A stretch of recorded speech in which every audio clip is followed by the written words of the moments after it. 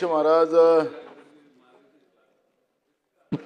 293 अन्वये मी महत्त्वाच्या विषयावर विरोधी पक्षाकडून आलेल्या प्रस्तावावर चर्चा करायला आणि सरकारला महाराष्ट्रामध्ये शेतकऱ्यांच्या ज्या आत्महत्या होतात आहेत, बेरोजगारांच्या आत्महत्या होतात आहेत, कामगारांच्या आत्महत्या होतात आहेत, निरपराधावर कारवाई करण्याचं काम या महाराष्ट्रामध्ये चाललेलं आहे। त्या पद्धतीच्या सूचना आणि त्याच्यामध्ये सुधार यावा हे मांडण्यासाठी मी अध्यक्ष महोदय या ठिकाणी उभा आहे। अध्यक्ष महाराज,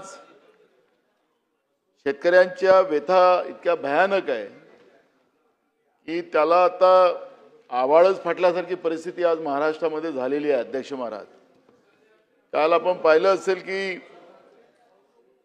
आमचे नेते राहुल गांधीजींनी जे सरकारने आकडे जे जाहीर केले 767 शेतकऱ्यांच्या आत्महत्या ज्या झालेल्या आहेत महाराष्ट्रामध्ये गेल्या 3 महिन्यात, त्या पद्धतीचं एक ट्विट केलं आणि त्याच्यावर भाजपच्याच लोकांनी त्याच्यावर प्रत्युत्तर दिलं की तुम्ही कर्नाटकमध्ये बघा, बाकीच्या राज्यात बघा, त्याच्यापेक्षा महाराष्ट्र चांगला आहे।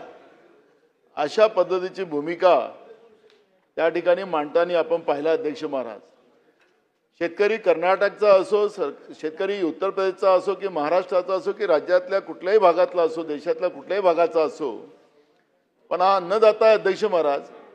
आणि अन्नदात्याच्या व्यथेबद्दल जेव्हा भूमिका कोणी मांडतात तर याचा आणि त्याचा हा भाग वेगळा होत नाही अध्यक्ष। पण महाराष्ट्र हा वेगळं असं राज्य आहे की आपण छत्रपती शिवाजी महाराजांचा वारसा चालवतोय अध्यक्ष महाराज, महात्मा ज्योतिबा फुल्यांचा वारसा चालवतोय अध्यक्ष महाराज। आपण शेतकऱ्याचं आसूड पुस्तक भुजबळ साहेब महात्मा ज्योतिबा फुल्यांनीच लिहिलं।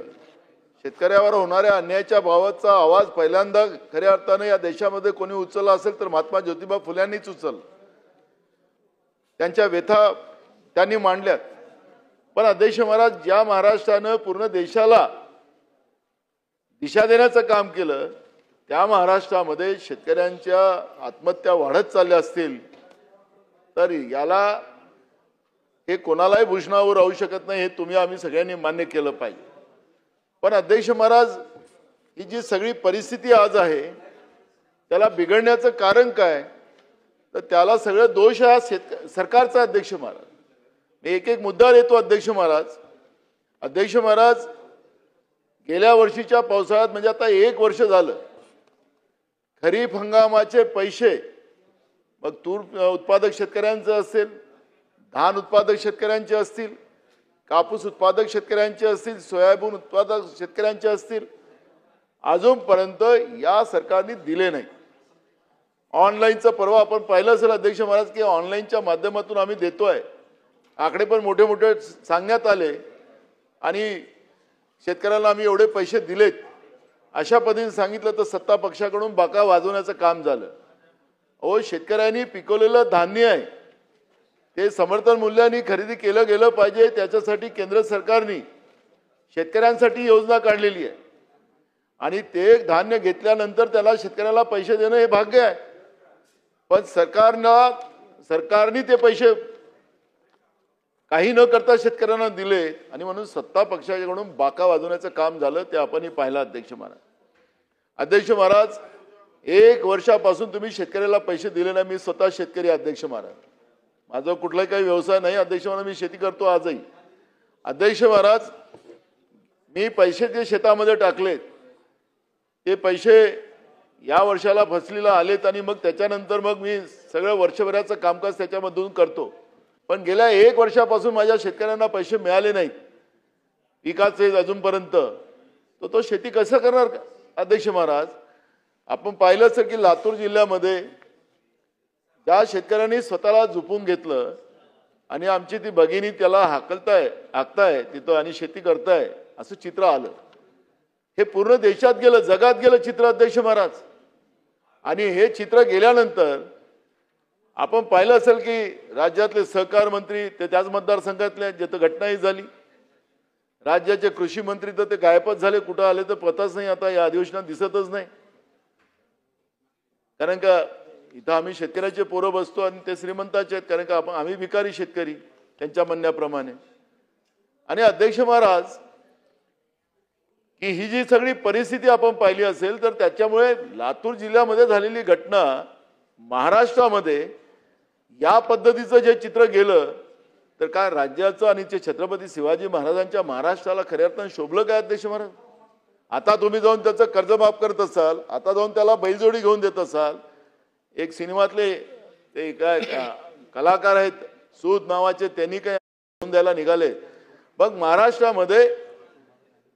महाराष्ट्रामध्ये शेतकऱ्यांनी स्वतःला झोपून घ्यावं आणि मग सरकार त्यांना मदत करेल, मंत्री जाऊन मदत करतील, हा प्रश्न या ठिकाणी निर्माण होतो. त्यांचं अभिनंदन करतो त्यांनी मदत केली त्याच्याबद्दल. पण मग सगळ्यांनीच या पद्धतीचं कृत्य करावं का? अध्यक्ष महाराज, या सरकारने कायदे केले, गोरक्षणाचा कायदा केला. आमच्या मतदारसंघामध्ये गोंदिया जिल्ह्यातून पैदल शेतकऱ्यांनी बैल उन्हाळ्यामध्ये घेऊन येत होते शेतीसाठी. या पोलिसांनी पकडले अध्यक्ष महाराज. आणि हे गोरक्षणवाले जे आहेत तथाकथित लोक, त्यांच्या ज्या शाळा आहेत, हे सरकार 50 रुपये त्यांना एका जनावरावर देतात. हे रोज काहीतरी एक घोषणा केली होती या सरकारनं. मला वाटलं की प्रत्येक शेतकऱ्यांना आपण देणार आहात, त्याच्याकडे गाई म्हशी असतील, बैल असतील. पण तुम्ही त्या ज्या संस्था आहेत तथाकथित, त्या संस्थेमध्ये असलेल्या गाई म्हशींना, काय बैलांना तुम्ही 50 रुपये त्याला रोज देतात, अशा पद्धतीचं काहीतरी तुम्ही योजना काढलेली आहे. हा, तथाकथितच म्हणावं लागेल. कारण की तथाकथित याच्यासाठी म्हणतोय भासाजी, याच्यासाठी म्हणतोय की पोलीसवाले आणि त्यांचं संगनमत आहे. शेतकरी आपले बैल पैदल आणतायत, त्यांच्याजवळ सगळे पासेस आहेत. सगळं असताना सुद्धा पोलीसवाल्यांनी त्यांचे बैल जप्त केलेत आणि जप्त करून त्या तथाकथित गोरक्षणवाले जे आहेत त्यांच्या तिथं ते बैल पाठवलेत. मला ते आलेत माझ्याकडे, त्यांनी पावत्या दाखवल्या, सगळं दाखवलं. मी एसपीला फोन केला. एसपी म्हणाले तिथं मी सांगतो ठाणेदाराला, गोंदियाची गोष्ट आहे, गोंदिया जिल्ह्यातली. मग त्यांनी सांगितलं मी वापस करून देतो. तो तिथं गेल्यानंतर पोलीसवाले गेलेत. त्या पोलीसवाल्यांना सांगितलं, त्या गोरक्षणवाल्यांनी तथाकथितवाल्यांनी त्यांनी सांगितलं की आम्ही देणार नाही. तो कोर्टात गेला. खालच्या कोर्टाने सांगितलं की यांचं द्या यांना वापस, हे सगळे कागदपत्र आहेत. तो हायकोर्टात गेला, पोलिसाचा ऐकायला तयार नाही. म्हणजे सांगायचं तात्पर्य असं की तिथं गाई ते बैलच राहिले नाही, ते परस्पर विकून टाकलेत त्यानं. तथागतीत शब्द मुद्दाम मी जाणून पुन्हा बोलतोय की हे तथागतीत तुमचे गोरक्षणवाले हे कशा पद्धतीचा धंदा करतात आहेत, शेतकऱ्याला कसं लुटतात आहेत. शेतकऱ्यांच्या आत्महत्येचे कारण मी तुम्हाला मुद्दाम मोजतोय आणि तुम्हाला सुधारणा कसं करावं लागेल त्याच्यावर तर तुम्हाला उपाययोजना करावं लागेल. ह्या आरोप प्रत्यारोपाचा वेळ नाही. जे घटना झाली लातूर जिल्ह्यामध्ये हे कोणालाही भूषणावर राहू शकत नाही. पण ज्या पद्धतीनं या राज्यामध्ये शेतकऱ्याला लुबाडलं जाते, ज्या पद्धतीनं त्याची चेष्टा केली जाते, मी तुम्हाला सांगतो की मी शेतकऱ्यावर जिथं अन्याय झाला त्या अन्यायाचा आवाज उचलला. वेळ आली तर खासदारकी सोडली. हा नाना पटोले, खुर्चीची ही लढाई नाही. पण महाराष्ट्रामध्ये शेतकऱ्याचा अपमान सरकार करेल, सरकारमध्ये बसलेली लोक करतील, हे कदापि सहन केलं जाऊ शकत नाही.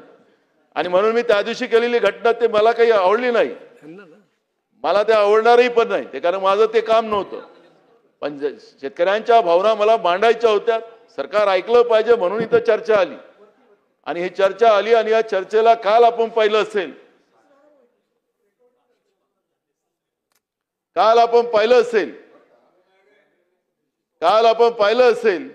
की सभागृहात मंत्री सुद्धा नाही, त्या अदृश्य लॉबीमध्ये तुमचे अधिकारी नाही. शेतकऱ्यांच्या बद्दलची काय मानसिकता तुमच्या सरकारची असेल हे काल आपण पाहिलंय. आणि म्हणून मी आपल्याला सांगतो की शेतकऱ्यांच्या भावना समजल्या तरी पाहिजेत.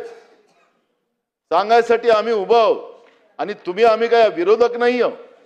इथं आपण त्यांना न्याय देण्यासाठी हे सभागृह आहे.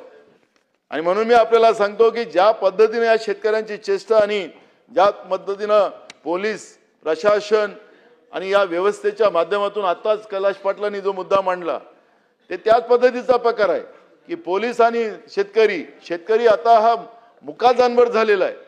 त्याला कोणी यावं कोणी मारून जाऊन काही बोलावं अशी परिस्थिती या महाराष्ट्रामध्ये झालेली आहे. हे काही बरोबर नाही. खरीप हंगामाचे पैसे अजूनपर्यंत आपण दिले नाहीत. अध्यक्ष महाराज, हे पैसे व्याजासकट मिळाले पाहिजेत. परवा पण हा प्रश्न विधानसभेत आला होता अध्यक्ष महाराज कारण की बँकेचं, कारण मार्चच्या पहिले हे पैसे आपण भरले नाहीत अध्यक्ष महाराज, तर त्या शेतकऱ्याला जे घेतलेलं कर्ज व्याजासकट भरावं लागतं. मग या शेतकऱ्यांना अगर मार्चमध्ये पैसे त्याच्या पहिले मिळाले असते, डिसेंबरमध्ये यांनी धान्य विकलं, पण त्याचे पैसे तुम्ही अजूनपर्यंत दिला नाहीत. बँकेचं व्याज सुरू झालेलं आहे, ते थकीत राहिलेले आहेत, आणि ते थकीत राहिल्यानंतर त्याला कारण सांगून त्याला कर्ज दिलं गेलं नाही. मुख्यमंत्र्यांनी जाहीर केलं होतं की कुठलाही शेतकरी अडवला जाणार नाही, त्याला कुठलाही सिबिल लावलं जाणार नाही. पण अध्यक्ष महाराज, त्या शेतकऱ्यांना थकीत असल्यामुळे त्यांना कर्ज देऊ शकला नाहीत आणि पर्यायाने त्याला सावकाराकडे जावं लागलं. आणि म्हणून हे पैसे व्याजासकट आपण दिले पाहिजे. मी धान उत्पादक शेतकऱ्यांच्या भागातला प्रतिनिधी आहोत अध्यक्ष महाराज. आमच्याकडे रब्बीमध्ये सुद्धा धान घेतलं जाते अध्यक्ष महाराज. रब्बीच्या धानाचं खरेदी सुद्धा केंद्र सरकारने मान्यता दिली आणि त्या आधारावर आमच्या भागात केंद्र उघडले गेले. अध्यक्ष महाराज, अजूनपर्यंत जेवढं शेतकऱ्यांचं धान पिकलं यावेळेस ते सरकार घ्यायलाच तयार नाही. तिथं केंद्रावर, भुजबळ साहेब, केंद्रावर पडलेलं आहे मार्केटिंग फेडरेशनच्या, आदिवासी तुमचे जे आहेत तिथं पडलेले आहेत. त्याला अजूनपर्यंत तुमच्या विभागाकडून त्यांना मान्यता दिली जात नाही. केंद्रावर धान पडलेलं आहे, तो आता पाऊस चालू झालेला आहे, त्याचं धान्य खराब झालं तर तुम्ही घेणार नाही. काय दोष आहे त्या शेतकऱ्याचा? काय दोष आहे? त्यांनी शेतीमध्ये काम करणं त्याचा दोष आहे. त्याचं पिकवलेलं धान्य तुम्ही घ्यायला तयार नाही. आज 2300 रुपये धानाचं समर्थन मूल्य असेल तर त्याला बाजारामध्ये 500 रुपये पडल्या भावाने, कमी भावानं त्याला त्याचं धान घेतला जातं. 500 रुपये पर क्विंटल त्याचं नुकसान होते. तुम्ही बोनसची गोष्ट करताय, बोनस तुम्ही 500 रुपये पण देत नाही, पण त्याच्या पर क्विंटलवर 500 रुपये नुकसान करण्याचं पाप तुमचं सरकार करते. का तुम्ही हे केंद्र, आता जे केंद्रावर जे धान घेतलंय तर पूर्ण घेणार काय? त्याचं उत्तरही आपल्याला द्यावं लागणार आहे. नाही तर मग शेतकऱ्यांनी पिकवायचं. आमच्याकडे एक म्हण आहे, शेतकरी पिकला आणि ढमका विकला. जी परिस्थिती आपण लोकांनी करून ठेवलेली आहे त्याचं काय? आणि मग ह्या धान खरेदीमध्ये जो घोटाळा आहे, शेतकऱ्यांसाठी हे सगळं समर्थन मूल्याचे केंद्र आपण उघडतो, पण त्याच्यामध्ये हे तुमचे सावरकर साहेबांनी परवा म्हणालेत की दलाल बसवून ठेवलेले आहेत. या दलालांसाठी तुम्ही हे खरेदी करताय. दलाल हे प्रत्येक आपल्या पद्धतीनं केंद्रावरचे धान घेऊन टाकतात, त्याला मिलिंगसाठी देतात. आपण मागच्या अधिवेशनामध्ये तुमच्याकडे, तुम्ही नव्हतात त्यावेळेस, भुजबळ साहेब मंत्री, त्यांच्याकडे खातं होतं अजितदादांकडे. अजितदादांनी सांगितलं होतं की आम्ही चौकशी करू गडचिरोलीच्या जिल्ह्याच्या बाबत. त्याची स्पेसिफिक माहिती आम्ही दिली आणि चौकशी करून मग कारवाई करून तुमची मीटिंग लावू. मीटिंगचं मला एक पत्र आलं की या तारखेला मीटिंग आहे. मग आमच्या इकडे पण व्यापारी आहेत ना तुमच्या पक्षामध्ये, काही गोंदियातले, त्यांनी काहीतरी प्रेशर केला म्हणाले.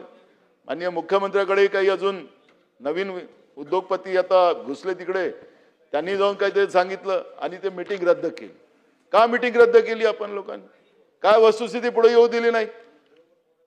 गडचिरोलीमध्ये आपण पाहिलं असेल की मोठ्या प्रमाणात सायकल चालते. ते तुमच्या पीडीएस मध्ये जे तांदूळ येतो ना, ते पीडीएसचा तांदूळ हे शेतकऱ्यांनी पिकवलेला तांदळाचा नसतो, हे आपण घेतलेल्या धानाचा नसतो. कुठेतरी आंध्र प्रदेश, कुठून तरी आपल्याला सगळी माहिती आहे. मग हे सगळं चाललेलं आहे. आणि काय केलं जाते आदित्य, तुम्हाला माहितीसाठी सांगतो, कारण तुम्हाला शहरातल्या लोकांना माहिती नाही पडेल.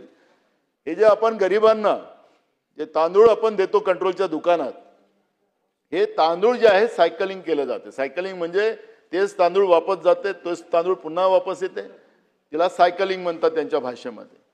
आणि हे तांदूळ तुम्ही खायच्या योग्य नसतात. परवा एक पेपरला बातमी वाचत होतो टीव्ही वगैरे आपण, की सिमेंटच्या पोळ्या आणि युरिया ताटात, अशी एक बातमी आता परवा आली. काय चाललं काय? गरिबाच्या तोंडामध्ये तुम्ही लोक चांगलं धान्य देऊ शकत नाही, ते चांगल्या पद्धतीचं देऊ शकत नाही. आम्ही देतो 80 कोटी लोकांना फुकट धान्य. आपल्या देशाची लोकसंख्या समजा 143 कोटी असेल, त्याच्यातले 80 कोटी लोकांना आपण धान्य देतोय मोफत. म्हणजे आपली स्थिती काय त्याच्यावरून आपल्याला जगाच्या पाठीवर कळतंय की आपण 80% लोक, 80 करोड लोक आपल्या देशामध्ये आजही आपल्याला त्याला फुकट धान्य द्यावं लागतंय. आपण विश्वगुरू व्हायला निघालो तर आपली परिस्थिती काय त्याच्यातून स्पष्ट होते. पण जे गरिबांना धान्य आम्ही देतोय ते व्यापाऱ्यांच्या घशामध्ये सगळेच्या सगळं मलिंदा टाकायचा आणि मलिंदा टाकून त्या व्यापाऱ्याच्या फायद्यासाठी आम्ही ही योजना चालवतो काय, हा प्रश्न या निमित्ताने या ठिकाणी उभा झालेला आहे. भुजबळ साहेब, आपल्याला उत्तर द्यायचं या प्रकरणाचं की गडचिरोलीमध्ये चाललेल्या या धान घोटाळ्याची, कारण की आपण काही लोकांवर कारवाई केली पण ते जुने प्रकरण काढले, त्यांचे पोहा मिलाचे होते. जे मी तक्रार केली होती त्याच्यावर तर तुम्ही लक्ष घातलं नाही दादांनी, आणि त्याच्यामुळे या सगळ्या प्रकरणाची चौकशी आणि कारवाई ही मी मागतच राहणार आहे. मी कागद दिलेले आहेत, तुम्हाला कागद पाहिजे तर अजून कागद देणार, पण पिच्छा सोडणार नाही. अशा शेतकऱ्यांच्या नावानं शेतकऱ्याच्या टाळूवरचं लोणी खाणाऱ्या माणसाला वाचवलं जात असेल आणि वाचवणारा जो कोणी अधिकारी असेल, तुमच्या विभागातल्या अधिकाऱ्यांचे खालच्या डेस्क ऑफिसर पासूनच्या सगळ्यांचे नावं आमच्या त्या गडचिरोली जिल्ह्यात पाठ आहेत. सेक्रेटरी लेवलवर, मंत्री काय या लेवलवर नावं माहीत असतात, पण खाली डेस्क ऑफिसर पासून नावं माहिती आहेत तुमच्या आमच्या त्या गडचिरोली जिल्ह्यात. म्हणजे तुमचा भ्रष्टाचाराची पाळंमुळं मंत्रालयात तुमच्या डेस्क ऑफिसरपर्यंत पोहोचलेले आहेत, उपसचिव पासून खाली सगळ्यापर्यंत. त्यामुळे मी त्याची जाणीव करून देतोय. आता आपल्याकडे खूप दिवसानंतर खातं आलं, त्याच्यामुळे तेवढं माहितीसाठी ठेवा. तर हा धान खरेदी घोटाळ्याच्या बाबतची भूमिका, कारण की मी शेतकऱ्यांच्या आत्महत्येच्या या प्रकरणामध्ये हे सगळे गोष्टी येतात म्हणून त्याच्यावरचा उल्लेख करतोय. तुम्ही सांगितलं की बोनस आम्ही देऊ. आपण आता बोनस द्यायला सुरुवात केली, मोठे मोठे बोर्ड लावले तिकडे की 20,000 रुपये हेक्टरी आम्ही शेतकऱ्यांना बोनस देतोय. तुम्ही सांगितलं होतं की सरसकट देऊ. तुम्ही आमच्या बरोबर मंत्री होतात आमचं सरकार असताना उद्धव ठाकरे साहेबांचं, त्यावेळेस आपण सरसकट बोनस दिला होता 700 रुपये पर क्विंटल. तुम्ही 20,000 रुपये क्विंटल 20,000 हेक्टरीच्या हिशोबाने तुम्ही आता घोषणा केली. तुम्ही 400-450 रुपये पर्यंत देते, 700 रुपये पडत नाही. ते आता तर वाढायला पाहिजे होतं सगळ्या गोष्टीला, पण हेही पण आपण सरसकट देत नाही आहे. हे आपण काय केलं, हे आता तरी ज्यांनी केंद्रावर धान विकला त्या शेतकऱ्यांना आता त्यांना आता तुम्ही बोनस देतात, म्हणजे तिथेही शेतकऱ्यांची फसवणूक आपण केली. त्याचंही उत्तर आपल्याला द्यावं लागेल की हे सरसकट घोषणा केलेली होती, पहिले 25,000ची केली होती हेक्टरी, आता 20,000 हेक्टरी केलं, तर हे सरसकट आपण देणार का ते पण मला या उत्तरामध्ये मला पाहिजे आहे. महाराष्ट्रामध्ये अवकाळी पावसामुळे मोठ्या प्रमाणात शेतकऱ्यांचं या वर्षाला नुकसान झालेलं आहे. गेल्या वर्षाचे पैसे आपण दिले नाहीत, गेल्या वर्षाचे अवकाळी पावसाचे पैसे आपण दिले नाहीत, आणि या वर्षाला पूर्ण वर्षभर या वर्षी अवकाळी पाऊस पडत राहिला. शेतकऱ्यांच्या तोंडातला घास या अवकाळी पावसामुळे जात राहिला. आसमानी संकट वेगळं आणि शासनाचं सुलतानी संकट वेगळं. मी सुलतानी संकट याच्यासाठी शासनाचं सांगतोय की ज्या वेळेस अवकाळी पाऊस पडला आणि शेतकऱ्यांची पिकं नाहीशी झाली, त्या पिकांमध्ये तुमच्या तहसीलदारला जेव्हा सांगितलं की जाऊन तू पंचनामा कर, तर तो पंचनामा करायला तयार नाही, कारण की मला वरतून आदेश नाही. आपण सांगणार आहे तुमच्या उत्तरामध्ये की आमचे स्टँडिंग ऑर्डर आहेत, आमचे स्टँडिंग आदेश आहेत, आणि त्या आदेशाप्रमाणे सगळी आम्ही कारवाई करायला सांगितलेली आहे. शेतकऱ्यांचे वेळेवर पंचनामे केले गेले नाही. एका जिल्ह्यामध्ये आमचे कृषी मंत्री गेलेत, या नाशिक जिल्ह्यातच आता भुजबळ साहेब गेलेत. नाशिक जिल्ह्यामध्ये कृषी मंत्री गेलेत कारण की ते नाशिक जिल्ह्याचे आहेत. ते अवकाळी पाऊस पडल्यानंतर काही दिवसानंतर गेले, जिथपर्यंत शेतकऱ्यांनी ते सगळं शेतीतलं आपला कचरा सगळं साफ केलं आणि दुसऱ्या शेतीची तयारी करत होते, त्यावेळेस हे गेले तर का मी आता या ढेपलांची पाहणी करू. अरे ज्यावेळेस पाऊस पडला, ज्यावेळेस अवकाळी पाऊस पडला, त्यावेळेस शेतकऱ्यांचं जे नुकसान झालं आणि त्या नुकसानाचं पाहणी करायचं तात्काळ केली पाहिजे. तुम्ही उशिरा जाणार आणि म्हणा आता ढेपलाची पाहणी करू. अरे किती जखमावर मीठ चोळणार शेतकऱ्यांच्या तुम्ही, काही मर्यादा आहेत की नाही. आणि म्हणून मी तुम्हाला सांगतो की शासनाचं धोरण असेल, पण ते धोरण फक्त कागदावर असेल तर त्याचा उपयोग नाही. आणि म्हणून नैसर्गिक आपत्तीत वेळेवर शेतकऱ्यांच्या शेतीमध्ये तुमच्या अधिकाऱ्यांनी जाऊन पंचनामा देऊन करून तातडीनं शासनाने शेतकऱ्यांना मदत केली पाहिजे, ही भूमिका सुद्धा मी या ठिकाणी मी मांडतो अध्यक्ष महाराज. आणि म्हणून अवकाळी पावसाचे झालेले नुकसानचे पंचनामे आणि जी माहिती आपल्याकडे पडलेली आहे ते पैसे आपण केव्हा देणार हा प्रश्न या ठिकाणी निर्माण झाला, आणि तातडीनं पैसे आपण द्यावेत ही मागणी मी या ठिकाणी करतोय. अध्यक्ष महाराज, दूध उत्पादकांचा तर वेगळा हाल आहे. आज दुधाचे भाव 30 रुपये लिटर आहे अध्यक्ष महाराज. आणि या 30 रुपये लिटरचा दुधाचा भाव जो आहे, आज दूध तयार करायला लागणारा त्याला खाद्य जे आहे दुधारू जनावरांना, ते सगळं महाग झालेलं आहे. कुक्कुस असेल, ढेप असेल, सरकी असेल, त्याला लागणारा चारा असेल, हे सगळं महाग झालं अध्यक्ष महाराज. आणि म्हणून दुधाचे भाव, विखे पाटील, दुधाचे भाव हे वाढवले गेले पाहिजेत. आपण मंत्रिमंडळात आपल्याला याचा अभ्यास जास्त आहे दुधाचा, कारण की आजूबाजूला दोन्ही संघ आपले दुधाचे मजबूत आहेत. त्यामुळे दुधाचे भाव हे कमीत कमी 50 रुपये लिटर तरी आपण केले पाहिजे. आणि पाण्याची बॉटलच 50 रुपयाची आहे, तर दुधाचे भाव 50 रुपये केले तर काय फरक पडणार आहे. आता दुधापेक्षा पाणी महाग असेल आणि तुमचं सरकार हे जे आता तीन त्रिकुट्ट नाही म्हणणार मी, पण 3 मुंडीचं जे सरकार आहे, ते ह्या 3 मुंडीच्या सरकारचा असर त्याच्यामध्ये पडला पाहिजे. शेतकऱ्यांना 50 रुपये लिटरचा भाव तरी दुधाला मिळाला पाहिजे, जेणेकरून आपल्याला आत्महत्या शेतकऱ्यांच्या थांबवण्यासाठी उपयोग पडेल. एवढी मागणी मी या ठिकाणी करतो आहे. अध्यक्ष महाराज, आम्ही शेतकऱ्यांना खूप दिलं असे आकडे आता उत्तरात येतील असं त्याच्यामध्ये मला शंका राहणार नाही. पण काय दिलं तुम्ही आणि शेतकऱ्याकडून काय घेतलं? आता शेतकऱ्यांकडून तुम्ही काय घेता, कारण तुम्ही दिलेलं सांगणार आहात, त्याच्यामुळे मी काय घेता आहात त्याच्यावरचं मी या ठिकाणी थोडक्यात माहिती मांडतो. आपल्याला लक्षात असेल की 2014 पासून डिझेलचे भाव वाढलेत, 2014 पासून खताचे भाव वाढलेत, ते वाढतच चालले. त्याचा आलेख खाली येत नाहीये, आलेख वाढत चाललेला आहे. खताचे भाव वाढले, बियाण्याचे भाव वाढलेत, औषधीचे भाव, कीटकनाशकाचे भाव वाढलेत, सगळ्या गोष्टीचे भाव वाढलेत. आणि हे सगळ्या गोष्टीचे भाव वाढल्यानंतर आपल्याला लक्षात असेल की आपण भाव वाढवत असताना 18% जीएसटी त्याच्यावर लावतोय. ट्रॅक्टर असेल, ट्रॅक्टरवर 18% जीएसटी, त्याच्या पार्ट जे लागतात, त्याचे साहित्य लागतात ट्रॅक्टरचे, त्याच्यावर 18% जीएसटी. तुमचं खत असतील, बियाणं असतील, कीटकनाशक असतील. आता तुम्ही कमीत कमी एकरभराचा शेतकरी असेल अध्यक्ष महाराज, तर त्याला 1 लाख रुपये अगर त्याने खर्च केला वर्षाचा, म्हणजे 1 लाख रुपये त्याचे म्हणजे जास्त लागतं. 1 लाख रुपये काही होत नाही अध्यक्ष महाराज. 1 लाख रुपये त्यांनी हे झालं तर 18,000 रुपये तर त्याचे असेच गेले. आपण 1 लाख रुपयाचा खर्च केला तरी 1 लाख रुपयात 18,000 गेलेत त्याचे अध्यक्ष. आणि तुम्ही वर्षाला 6,000 रुपये देताय. हे घेता किती? 3 पट आणि देता किती? 6,000. म्हणजे तुम्ही म्हणता की आम्ही शेतकऱ्यांना पैसे देतो, त्याच्या बायकोला कपडे घेऊन देतो, पायात चप्पल देतो, सगळं आम्हीच देतो. कधी कधी असं म्हणावं लागतं की 2014 पहिले तुम्ही कपडेच घालत नव्हतात, असं म्हणावं लागेल का? तुम्ही शेतकऱ्यांकडून घेतात, जास्त घेतात का? सरकार बनियागिरी करू शकतं का अध्यक्ष महाराज? माझा सवाल आहे. म्हणजे तुम्ही आमच्याकडून जास्त घ्यायचे आणि तुम्हाला थोडासा हिस्सा द्यायचा, ते बनियागिरी झाली ना. हे सरकारचं काम नाही आहे बनियागिरी करणं. सरकारचं काम आहे की शेतकऱ्या मदत करणं, हे सरकारचं काम आहे. मग शेतकरी असो, कोणी असो, कामगार असो.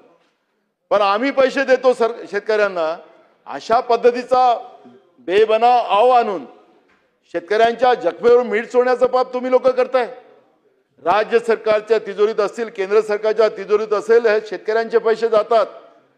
शेतकऱ्यांच्या घामाचे पैसे तुम्ही घेऊन जातात, जास्त पैसे घेऊन जातात.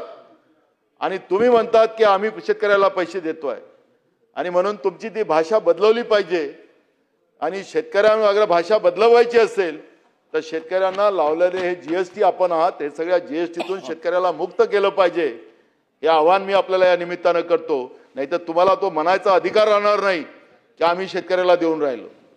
शेतकऱ्यांना लुटायचं आणि मग मुठभर लोकांना वाटायचं, हे जे तुमच्या सरकारचं धोरण आहे, हे धोरण आपण बदलवलं पाहिजे. या ठिकाणी मी आवर्जून आपल्याला सांगतोय.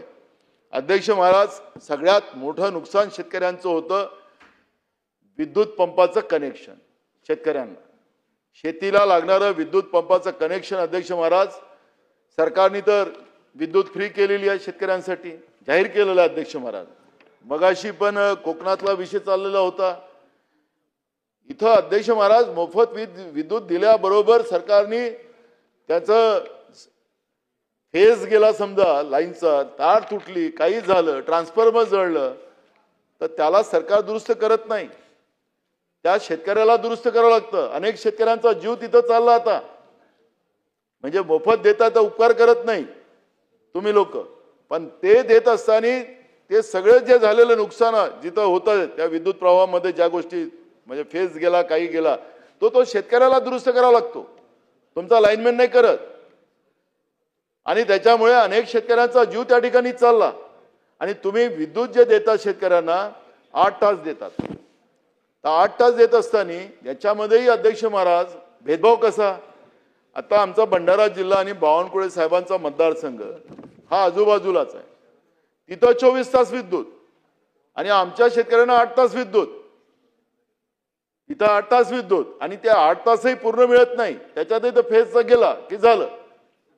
आणि परवा काहीतरी काल तुमचे सदस्य भाषण करत होते इथं की आम्ही आता दिवस रात्र शेतकऱ्यांना विद्युत देतोय. अरे खोटं कशाला बोलताय? कोणी आता इथं ग्रामीण भागातले आमदार आहेत, कोणीतरी सांगावं ना की शेतकऱ्यांना 24 तास विद्युत तुमची मिळते का? ते मानत असतील.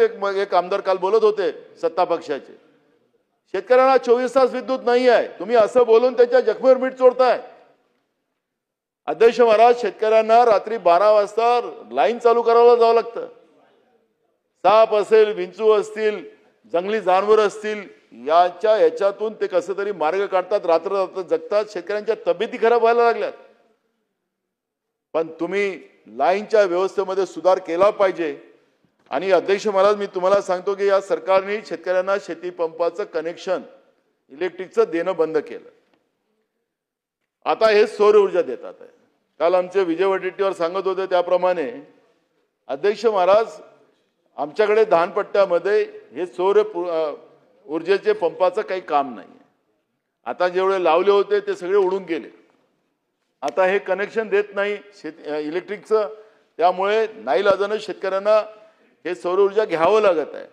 पण ते काही उपयोगी ठरत नाही. पण 48,000 राज्यातल्या शेतकऱ्यांनी सौर ऊर्जेच्या पंपाचे पैसे भरून ठेवलेले आहेत. कालच तुमचे सत्ता पक्षाचे आमदार ज्येष्ठ सुधीर मुनगंटीवार अर्ध्या तासाच्या चर्चेमध्ये बोलत होते. 48,000 शेतकऱ्यांचे पंप तुम्ही सौर ऊर्जेचे कनेक्शन दिले नाहीत, गेल्या 7 महिन्यापासून दिले नाहीत. 20-20 हजार रुपये शेतकऱ्यांनी भरून ठेवलेले आहेत. काय चेष्टा करायला लागले तुम्ही? तुमचे सत्ता पक्षाचे ज्येष्ठ आमदार मंत्री सुधीर मुनगंटीवार या सभागृहात बोलतात आहेत, तरी या सरकारला लाज वाटत नाही.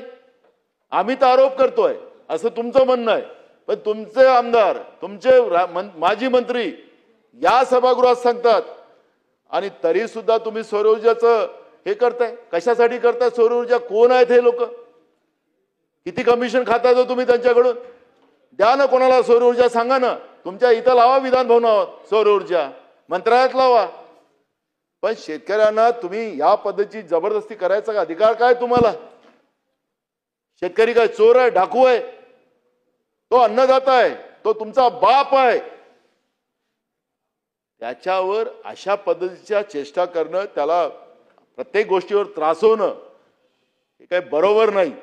आणि म्हणून माझी मागणी या ठिकाणी आहे, अध्यक्ष महाराज, मगाशी मी सांगितलं की आमच्याकडे 8 तास तेही मिळत नाही, आणि बावनकुळेंच्या मतदारसंघामध्ये मंत्री महोदयांच्या मतदारसंघात 24 तास. अध्यक्ष महाराज, एक नाव घेत नाही अध्यक्ष महाराज, वरच्या सभागृहाचे एक सन्माननीय सदस्य आहेत, त्यांनी गेल्या वर्षी आमच्या भागामध्ये जमीन घेतली अध्यक्ष महाराज. आणि जमीन घेतली आणि त्यांनी काय केलं अध्यक्ष महाराज, म्हणजे ओ विखे पाटील साहेब, तुम्ही लिहून ठेवा बाबा, मुख्यमंत्री महोदयाला तुम्हाला सांगायचं आहे. अहो सावे साहेब, तुम्ही खास आहे, हे नाही आहे तेवढे खास, तुम्ही जास्त खास.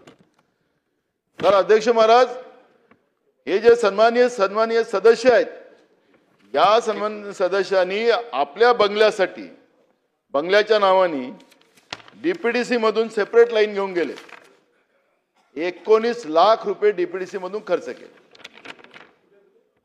भंडारा जिल्ह्यातले सांगतो, भंडारा सन्माननीय सदस्य वरच्या आपल्या सभागृहातले नाही, त्याच्यामुळे त्याचं नाव घ्यायचं कारण. अध्यक्ष महाराज 19 लाख रुपये डीपीडीसी मधून घेतले. काय काय संबंध? डीपीडीसीचे पैसे एका व्यक्तिगत माणसासाठी खर्च करायचे काही नियम सरकारने केलेत. आणि अध्यक्ष महाराज नवीन विद्युत कनेक्शनची मागणी करताना त्याचे सगळे माझा जो कागद आहे आपण त्याला योग्य वेळ पोस्टमॉर्टम त्याचा अजून करू. त्याला कलेक्टर पासून सगळे लोक अडचणीत येतील त्याच्यामध्ये. काय मुख्यमंत्र्यांनी फोन केला होता का कोणी केला होता तर तेही आपल्याला आणू पुढं. आता त्याला नाही, जेव्हा मुख्यमंत्री उत्तर देतील त्यावेळेस बोलेल. त्याला भार दाखवला 5 केव्हीचा आणि त्यासाठी त्याला 25 केव्हीचा ट्रान्सफॉर्मर लावायचं त्याला परवानगी दिली आणि ते पैसे डीपीडीसी मधून दिले. आणि अध्यक्ष महाराज ते त्याच्या बंगल्यावरचा जो भार काही दाखवला त्यांनी अध्यक्ष महाराज तो भार असा दाखवला. त्याचे कागद आहेत माझ्या अध्यक्ष महाराज माझ्याकडे. आणि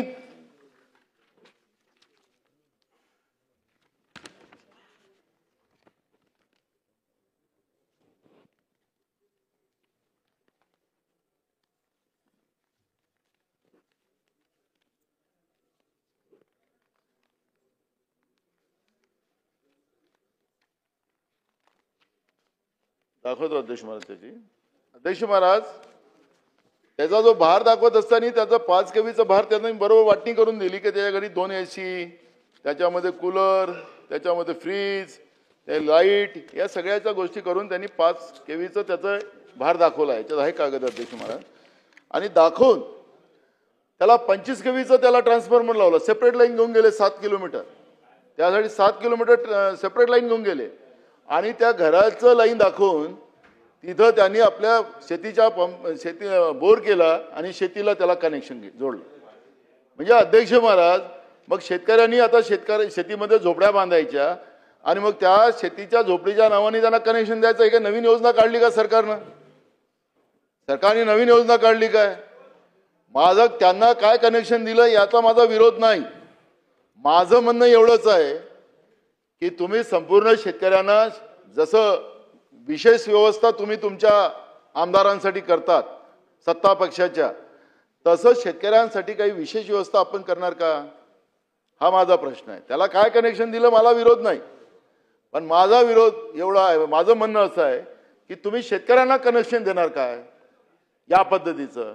म्हणजे तुमचे आमदार आहे वॉशिंग मशीनमध्ये साफ झालेला, त्याच्यामुळे तुम्ही त्यांच्यासाठी व्यवस्था करू शकत असाल तर मग शेतकऱ्यांसाठी का नाही? शेतकरी काय तुमचा शेतकरी नाही आहे? शेतकऱ्याला हे सरकार मान्य करत नाही? शेतकऱ्यांचे आवाज ऐकण्याचं या सरकारला काही गरज नाही का? असे प्रश्न या ठिकाणी निर्माण झालेले आहेत. आणि म्हणून मी आपल्याला या निमित्ताने एवढंच सांगतो की शेतकऱ्यांच्या शेती पंपाला आपल्याला विद्युत कनेक्शन जे तुम्ही बंद केलेलं आहे ते पुन्हा त्यांना द्यावं आणि कमीत कमी 12 तास तरी लाईन शेतकऱ्यांच्या शेतामध्ये द्यावं ही मागणी अध्यक्ष महाराज आपल्या वतीनं मी सरकारला करतोय. अध्यक्ष महाराज या ठिकाणी कर्जमाफीचा विषय आहे. अध्यक्ष महाराज शेतकऱ्यांचं कर्ज माफ करण्याची भूमिका माननीय मुख्यमंत्र्यांनी जेव्हा तुम्ही सत्तेत होतात, तुम्ही जेव्हा निवडणुकीमध्ये गेलात लोकांच्या समोर, त्यावेळेस त्यावेळेचे मुख्यमंत्री एकनाथ शिंदे आणि आताचे मुख्यमंत्री महोदय जोरात जोरात भाषण करत होते. आमचे मित्र तर सांगायचे तुमचा 7-12 कोरा कोरा कोरा कोरा कोरा असं. आता व्हिडिओ आहे अध्यक्ष महाराज माझं, पण ते बरोबर नाही. कोरा कोरा कोरा कोरा करेल असं मुख्यमंत्री महोदय सांगायचे. आता काय गरज आहे? आता काय थांबलेत तुम्ही? आमचं सरकार होतं, उद्धव ठाकरे साहेबांचं सरकार होतं, तर आम्ही पहिल्याच कॅबिनेटमध्ये तुमचं कर्ज माफ करण्याचं, शेतकऱ्यांचं कर्ज माफ करणं, यांचं नाही शेतकऱ्यांचं कर्ज माफ करण्याचं धोरण आम्ही केलं. तुम्हाला काय अडचण आहे? तुम्ही कशाला आता समितीचं नाव घेताय? का नाही शेतकऱ्यांचं कर्ज माफ करत? अनिल अंबानीचं 48,000 कोटीचं कर्ज माफ केलं. मेगा इंजिनिअरिंग ज्याला सुप्रीम कोर्टाने शिक्कामोर्तब केला, 14,000 कोटी रुपयेचं टेंडर त्याला दिलं तुम्ही आणि 14,000 कोटीचं टेंडर देऊन त्याच्यामध्ये किती मलिंदा खात होता ते सुप्रीम कोर्टाने मान्य केलं आणि म्हणून तुम्हाला ते तुमचं टेंडर क्रॅश करायला लावलं. हजारो कोटी रुपये मुठभर उद्योगपत्यांना तुम्ही द्यायला निघाला असाल, राज्याची तिजोरी खाली करायला निघाला असाल, मग शेतकऱ्यांसाठी कमिटी बसवायला काय गरज पडताय? शेतकऱ्यांचं सरसकट कर्ज माफ का करत नाही? याचं उत्तर सरकार देणार काय?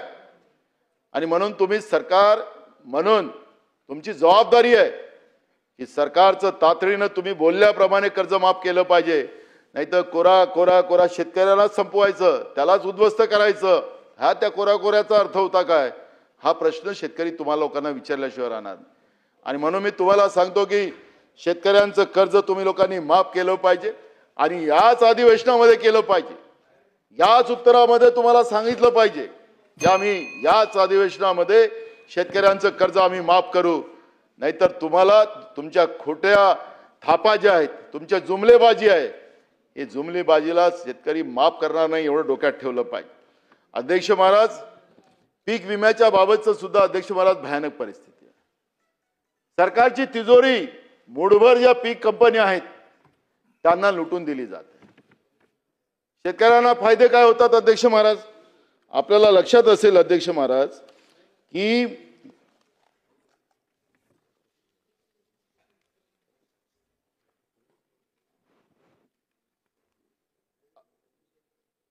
एकूण सहभागी शेतकरी या वर्षाला अध्यक्ष महाराज 11 लाख च्या वर शेतकऱ्यांनी सहभाग घेतला होता अध्यक्ष महाराज.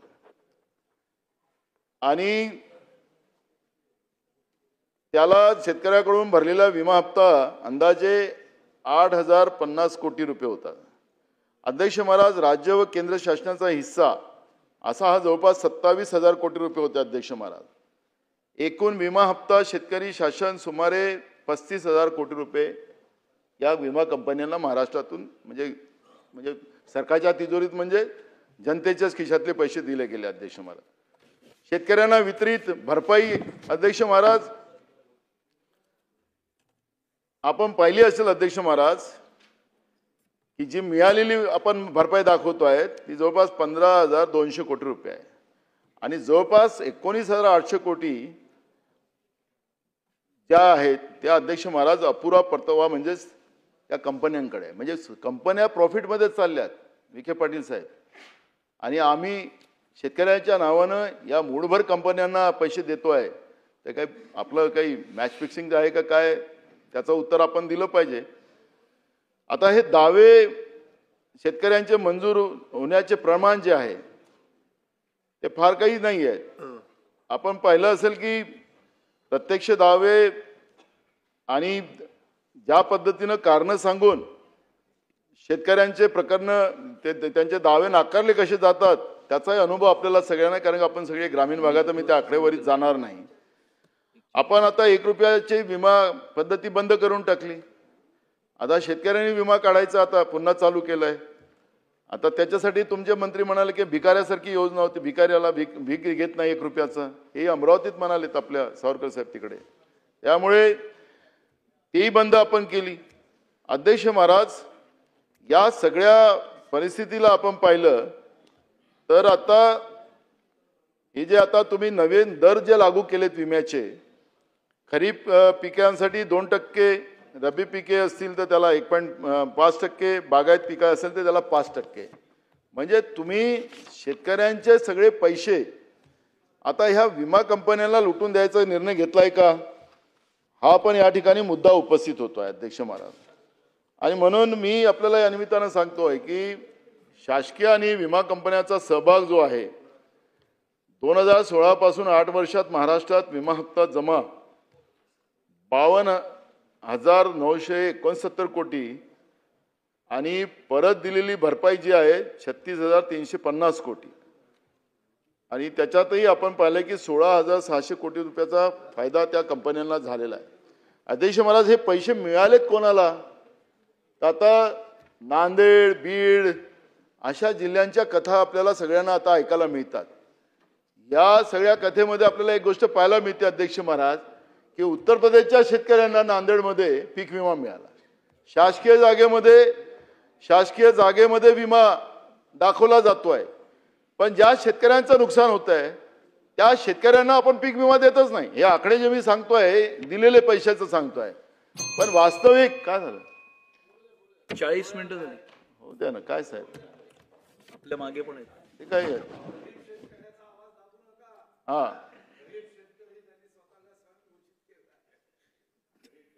शेतकरीच आहे.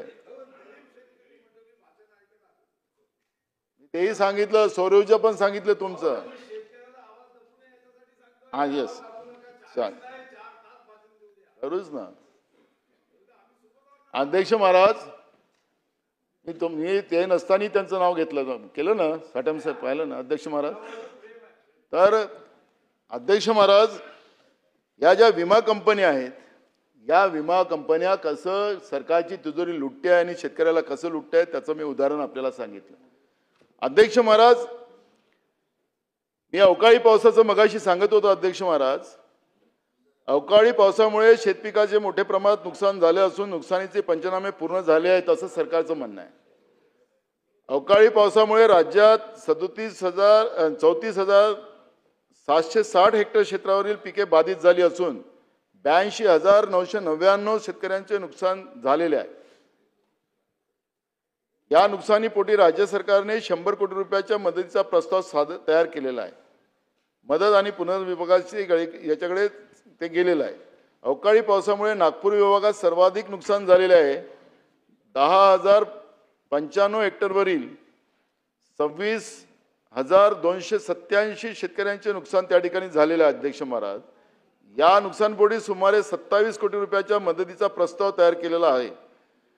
कोकणातही 3,188 हेक्टर क्षेत्र बाधित झालं आणि 9,259 शेतकरी नुकसानग्रस्त त्याच्यामध्ये आहेत. अध्यक्ष महाराज, पुणे महसूल विभागात 2,692 हेक्टर क्षेत्र बाधित झाले आणि 12,229 शेतकऱ्यांचं नुकसान त्या ठिकाणी मान्य केलेलं आहे. जवळपास 41 लाख रुपयाचा प्रस्ताव पडलेला आहे. अवकाळी पावसामुळे 34,760 हेक्टर क्षेत्रातील पिके बाधित झाल्याचे समोर आले असून 82,999 नुकसानग्रस्त शेतकऱ्यांना सुमारे 100 कोटी रुपयाची मदत देण्याचे प्रस्तावित. मला एक कळत नाही अध्यक्ष महाराज, हे जे नुकसानाचा जे प्रस्ताव आपण तयार करतो हे कुठला आधार घेतो? त्यांचे झालेल्या पिकांचं नुकसान जे असते त्या पिकाचं नुकसानाचं कुठल्या आधारावर, त्याला किती खर्च लागला, त्याचं पिकाचं उत्पन्न काय येणार होतं, त्याला 2 पैसे कसे मिळणार होते, पण त्याला कमीत कमी कसे पैसे मिळेल. आता मी एवढे आकडे वाचले, त्याला फक्त 100 कोटी रुपये तुमचे प्रस्तावित आहेत. हजारो कोटी रुपयाचं शेतकऱ्यांचं नुकसान झालं आणि त्याच्या मोबदल्यात त्याला 100 कोटी रुपये देणार, अजूनपर्यंत मिळाले नाही. पण अध्यक्ष महाराज, ते सगळे देत असताना शेतकऱ्याला हे वाटतं की निसर्गही माझ्यासोबत नाही आणि सरकारही माझ्यासोबत नाही आणि मग तिथं शेतकरी आत्महत्या करतो. अध्यक्ष महाराज, आणि म्हणून सरकारने पहिलं प्राधान्य हे शेतकऱ्यांना द्यावं ही मागणी मी या सभागृहात करतो. अध्यक्ष महाराज, आणि झालेल्या शेतकऱ्यांच्या नुकसानीच्या भरपाईच्या बाबत सरकारने तातडीनं त्याला मदत करावी अशा पद्धतीची मागणी मी या ठिकाणी पुन्हा करतो. अध्यक्ष महाराज, आपल्याला लक्षात असेल अध्यक्ष महाराज की महाराष्ट्रामध्ये बेरोजगारीचं प्रमाण, कारण आमच्या ठरावामध्ये बेरोजगारीचा पण विषय आम्ही मांडलेला आहे. अध्यक्ष महाराज, बेरोजगारीचं प्रमाणही मोठ्या झपाट्याने महाराष्ट्रात वाढत आहे. महाराष्ट्राची आता ओळख हे बेरोजगारांचा महाराष्ट्र अशा पद्धतीची ओळख सुरू झाली. अध्यक्ष महाराज, आपण पाहिलं असेल की MPSCच्या परीक्षा आपण घेतो, आता क्लार्कच्या जागा ते MPSCच भरतात. अध्यक्ष महाराज, या ठिकाणी म्हणजे हजारो मुलं मुली परीक्षा देतात आणि परीक्षा झाल्या की ते कोर्टात प्रकरण चाललं जात. MPSC मध्ये जे काय आता सदस्य निवडले केलेत त्यांची नावं आली, परवा पेपरला वाचत होतो, ते सगळ्याच्या सगळ्यांवर काही ना काही आरोप आहेत. आता हे सगळं तुम्ही जे या सुशिक्षित बेरोजगारांना ज्या पद्धतीने फसवताय, नोकरीचा आमिष दाखवून, जसं काही चिटफंड कंपन्या येतात पैसे डबल करणारे, तसं तुम्ही नोकरीचा आमिष दाखवून या पोरींना त्यांच्या शिकलेल्या मुलामुलींना फसवताय का? कोर्टात प्रकरण टाकायचं, त्यांचं ओव्हरहेड झालं की त्यांचा विषय संपला. त्यांची पिढीच्या पिढ्या बराबर करतात आहेत. आई वडील गावामध्ये काम करतात, हातावर कमवतात, खातात, आपल्या पोरांना शिकवतात. माझा पोरगा बाबू होईल, कुठेतरी साहेब होईल, कुठेतरी मोठ्या पदावर जाईल हे स्वप्न बघतात शेतकऱ्यांचे मुलं मुली, गरिबांचे मुलं मुली. पण अध्यक्ष महाराज तिथं येऊन पहिल्यांदा हे मुलं तिथं पुण्यामध्ये आंदोलन करताना पाहतो आपण. MPSCच्या परीक्षेला आलेले मुली पुण्यामध्ये पावसामध्ये, मग पोलीस त्यांच्यावर लाठीमार करतो, त्यांच्यावर गुन्हे दाखल करतात. अहो, या पिढीला बर्बाद करायचा अधिकार तुम्हाला कोणी दिलेला आहे? तुम्ही नोकऱ्या देऊ शकत नाही सांगा, पण त्यांची चेष्टा तुम्ही करू नका, त्या तरुणांना तुम्ही फसवू नका, हे सुद्धा तुम्हाला या निमित्तानं सांगितलं पाहिजे. तुम्ही MPSCच्या जागा जेवढ्या काय पद्धतीने तुम्ही भरणार आहात, ते पद केव्हा भरणार, कुठल्या कुठल्या पद्धतीनं भरणार? पोलिसांचे पद तर मोठ्या प्रमाणात महाराष्ट्रात खाली आहेत, त्यालाही तुम्ही सांगतात की आम्ही 10,000 भरू, 20,000 भरू. अहो, तुमची तर परिस्थिती अशी आहे की आता परवाच्या दिवशी माझ्या मतदारसंघात जे ते पोलीस स्टेशन असतात तर चौक्या, त्या चौक्यांना कुलूप लावून टाकलं. मी विचारलं आमच्या ठाणेदाराला, काय तुम्ही कुलूप लावलं? तिथले लोक म्हणतात की पोलीस चौकीला कुलूप लागलं. ते म्हणाले, साहेब आमचा जो स्टाफ नाही. म्हणलं स्टाफ नाही? तर म्हणाले, साहेब नाही आहे. तर VIP लोक येतात. आता जे आमदार आहेत त्यांना पण आजकाल तुम्ही Y+ सिक्युरिटी देऊन ठेवलेली आहे. आता झालं ना, तुम्ही जे पळवापळवी केली होती, हो तुमचा आदित्य ठाकरे, तुमची भीती होती का काय होती त्या लोकांना? आता ह्या सगळ्यांना तुम्ही Y+ सिक्युरिटी देऊन ठेवली होती. आता हे Y+ सिक्युरिटी त्यांना कशासाठी ठेवलेली आहे? अरे अजूनही आहे, अजूनही आमच्याकडे तर ते पोंग वाजवतच राहतात. लोक म्हणतात की हा कोणत्या पदावर आहे बाबा, असं ते चाललेलं आहे. हे कशासाठी चालू ठेवलेलं आहे? तुमच्याजवळ पहिलेच पोलीस कमी आहे, आणि तुमच्याजवळ डिझेल भरायलाही पैसे नाही आहेत आता पोलिसांच्या गाड्यामध्ये. मग हे जे तुमचं चाललेलं आहे VIP कल्चर, तुमचं सत्ता पक्षाच्या लोकांची जे गरमी चाललेली आहे, ते कशासाठी चाललेली आहे? तुमच्या आउटपोस्टमध्ये तुम्हाला कुलूप लावावं लागतं, तुमच्याजवळ स्टाफ नाही, आणि अशी परिस्थिती आहे. आणि तुमचं VIP कल्चर अजूनही चाललेलं आहे. ठेवा ना, प्रोटोकॉलचे लोक असतील त्यांना द्या काय असेल ते. आता ते तुमच्या सत्ता पक्षाचे आमदार शेळके मगाशी सांगत होते की त्याला मारण्याची धमकी दिली. त्यांनी प्रश्न उपस्थित केला होता मगाशी, सुनील शेळके. अहो, आता पोलिसांचं काही भीती संपली काय संपली काय कळायलाच कारण नाही. पुणे जिल्ह्यात तर जास्तच प्रकार घडले. पण मला या निमित्तानं असं सांगायचं आहे की मी त्या कायदा सुव्यवस्थेवर बोलणार त्याच्यावर, पण अध्यक्ष महोदय, बेरोजगारांचाही प्रश्न हा महाराष्ट्रामध्ये ऐरणीवर आहे. कामगार मंत्री इथं बसलेले आहेत, कामगारांची पण व्यथा तीच आहे. कामगारांनाही फसवलं जात आहे. कामगारांनाही सुद्धा आता तर तुम्ही कायदेच केले, कामगारांच्या बाजूने नाही मालकांच्या बाजूने कायदे केले. त्याच्यामुळे हातावर कमवणारा खाणारा कामगार, त्याची अवस्था फार भयानक आहे. आणि म्हणून मी आपल्याला या ठिकाणी, अध्यक्ष महोदय तुम्ही घंटी वाजवत आहे मगापासून, तुमचाही मान ठेवलाच पाहिजे.